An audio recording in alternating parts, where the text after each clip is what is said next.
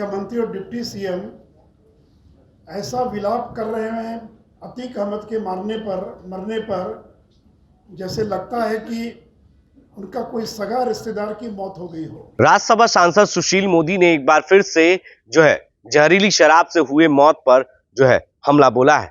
सरकार पर सीधे तौर पर हमला करते हुए वहीं यूपी की घटना अतीक की हत्या के मामले पर भी जमकर निशाना साधा। उन्होंने सीधे तौर पर कहा कि तेजस्वी ने जिस तरीके से अतीक जी कहकर उसे प्रमोट किया गया, कहीं ना कहीं यह सही नहीं है। एक वक्त में दिग्विजय सिंह ने भी किसी आतंकी का नाम इसी तरीके से लिया था। उसी तरीके से तेजस्वी यादव ने भी अतीक जी कह के शब्दों का इस्तेमाल किया गया, नाम उनका जी लगाया गया। कहीं ना कहीं अपराधियों को इतना सम्मान देना कहां से उचित है। क्या कुछ कह रहे हैं राज्यसभा सांसद सुशील मोदी, ये तमाम मुद्दों को लेकर जरा उनके बयान सुनिए। तक मोतिहारी जिले में 38 से ज्यादा लोगों के मरने का समाचार है। तो बिहार में 500 से ज्यादा लोग जहरीली शराब पीने से तक मर चुके हैं। उनके प्रति आंसू बहाने के बजाय, उनके प्रति दुख प्रकट करने के बजाय माननीय मुख्यमंत्री और डिप्टी सीएम ऐसा विलाप कर रहे हैं अतीक अहमद के मरने पर जैसे लगता है कि उनका कोई सगा रिश्तेदार की मौत हो गई हो।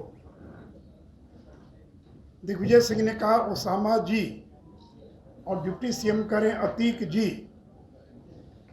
एक गुंडा, माफिया, आतंक, अत्याचार, अधर्म का प्रतीक, गैंगस्टर का अंत होने पर ये लोग बहुत दुखी हैं। अरे कैसे मारा गया ये महत्वपूर्ण नहीं है, एक आतंक का पर्याय मारा गया, एक गुंडा मारा गया, गैंगस्टर मारा गया, उसके प्रति दुख प्रकट कर रहे हैं और ऐसे विलाप कर रहे हैं जैसे लगता है कि उनका कोई सगा रिश्तेदार की मौत हो गई हो। और मित्रों, कल जो मुख्यमंत्री ने ऐलान किया मुआवजे का, तो बिहार के मुख्यमंत्री को बीजेपी के सामने झुकना पड़ा है, घुटना टेकना पड़ा है। जिस मुख्यमंत्री ने ये कहा था जो पिएगा वो मरेगा, जिस मुख्यमंत्री ने ये कहा कि दारू पीकर मरने वालों का हम और प्रचार करवाएंगे और दारू पीकर मरने वालों को हम कभी मुआवजा नहीं देंगे, दारू पीकर मरने वालों से मेरी कोई सहानुभूति नहीं है।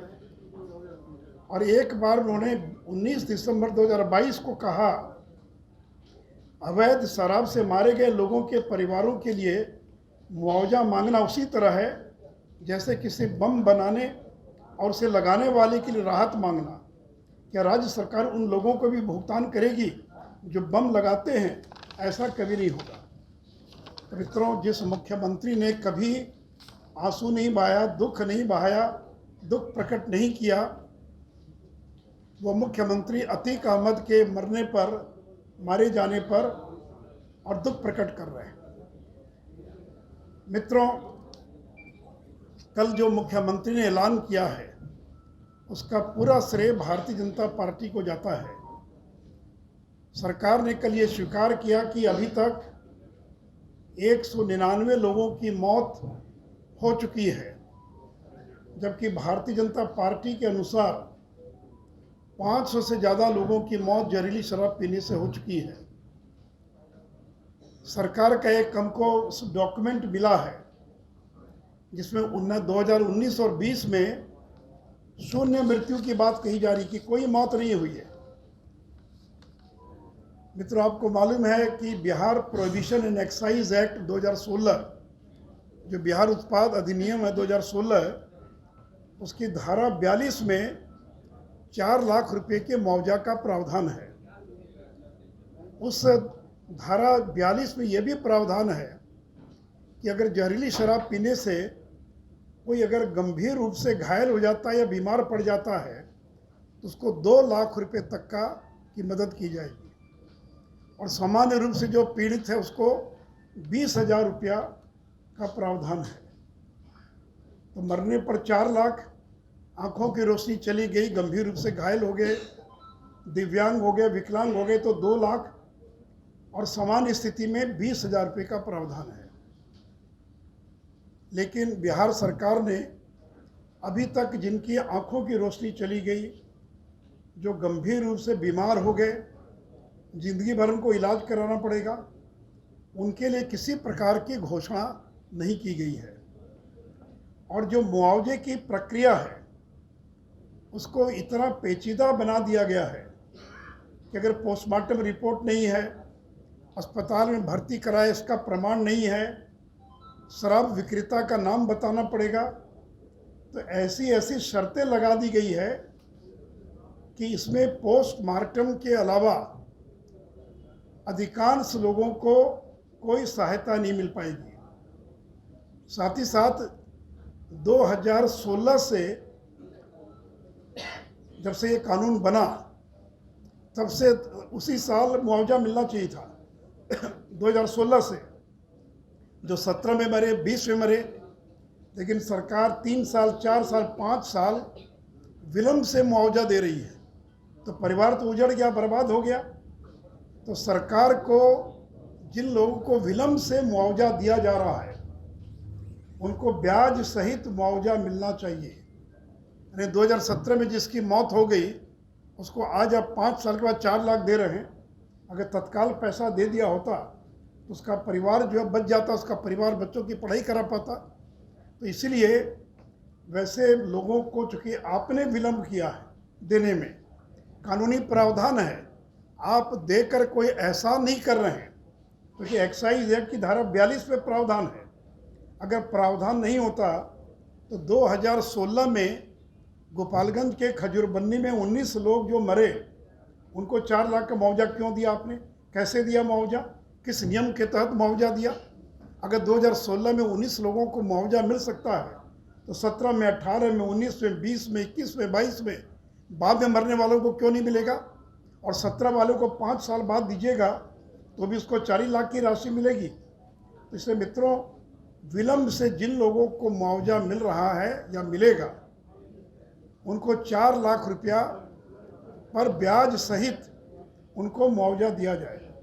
दूसरा, मैंने कहा कि गंभीर रूप से जिनकी आंखों की रोशनी चली गई, दिव्यांग हो गए, उनको 2 लाख और बाकी अन्य 20,000 रुपया जो है, और मुआवजा भुगतान की प्रक्रिया को सरल किया जाए।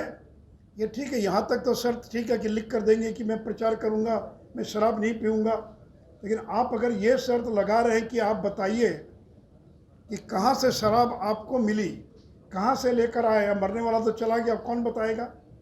या अस्पताल में गए थे, नहीं, कोई प्रमाण और दीजिए। तो इसलिए इसकी प्रक्रिया को सरल किए जाने की आवश्यकता है।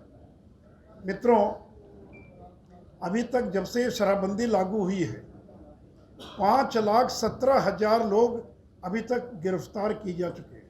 5,17,000, 3,61,000 FIR दर्ज हुआ, मुकदमे दर्ज हुए, और इसमें जेल जाने वाले या मुकदमे जिन पर दर्ज हुए उसमें 90% अनुसूचित जाति, जनजाति, पिछड़ा वर्ग के लोग हैं। और इसलिए हमारी ये मांग है, भारतीय जनता पार्टी मांग करती है कि सरकार को आम माफी का ऐलान कर सभी मुकदमे वापस लेना चाहिए। इसके पहले भी कई बार सरकारों ने मुकदमे वापस लिए हैं, अलग अलग राज्य सरकारों ने, बिहार में भी। तो जितने मुकदमे चल रहे हैं शराबबंदी से जुड़े हुए, यानी 1 अप्रैल के पहले के जितने मुकदमे FIR हैं, उन सारे मुकदमों को विड्रॉ किया जाए, वापस लिया जाए। और अभी भी जेलों में 25,000 लोग बंद हैं। बिहार की जेल की क्षमता 55,000 और 25,000 यानी आधे लोग बंद हैं जो शराबबंदी के कारण जेल चले गए। तो वैसे लोगों को तत्काल जो है और रिहा किया जाए। साथ ही साथ शराबबंदी के मामले में जो जेल गए उनके लिए अलग से जेल की व्यवस्था की जाए। ये अलग से डिटेंशन सेंटर, जैसे बच्चों के लिए अलग व्यवस्था होती है, रिमांड होम और बाकी जैसी व्यवस्था रहती है। बेचारा शराब पी लिया, नहीं पीना चाहिए, शराबबंदी है, उसको आप शातिर अपराधियों के बीच रखेंगे। जेल के अंदर तरह तरह के अपराधी हैं। और ये मेरा सुझाव नहीं, ये सुप्रीम कोर्ट के संजय किशन कौल जो वरिष्ठ जज हैं, उन्होंने एक जनवरी महीने में बिहार सरकार को सुझाव दिया था कि डिटेंशन सेंटर, यानी जिनको पकड़े उनको जेल भेजने के बजाय उनको डिटेंशन सेंटर में रखा जाए। और साथ ही साथ उन्होंने ये भी कहा था, संजय किशन कौल ने, कि जल्द से जल्द स्पेशल कोर्ट बनाइए। और मुख्यमंत्री की बार बार घोषणा थी कि स्पीडी ट्रायल कराएंगे, स्पेशल कोर्ट बनाएंगे। तो संजय किशन कौल की बेंच ने जनवरी में पूछा बिहार सरकार से, अभी तक आपने स्पेशल कोर्ट का गठन नहीं किया, कब तक स्पेशल कोर्ट का गठन करेंगे, कब जज की नियुक्ति करेंगे, और अगर आप नहीं कर सकते हैं तो हमको मजबूरन जेल में बंद सभी लोगों को रिहा करने का आदेश देना पड़ सकता है।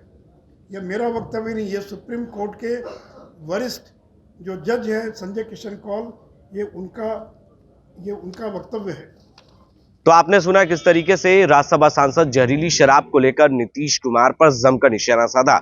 एक वक्त में नीतीश कुमार कहते थे कि उन लोगों को मुआवजा नहीं देंगे, बम बनाने वाले अपराधियों को या आतंकियों के बराबर जहरीली शराब पीने से मौत वाले लोगों का हाल है, तो कैसे मुआवजा दे रहे हैं। ये तमाम बातों को लेकर आज राज्यसभा सांसद सुशील मोदी ने नीतीश कुमार और तेजस्वी यादव पर हमला किया है। अपने सहयोगी कैमरामैन विकास के साथ बने रहे देश न्यूज के लिए और देखते रहे देश।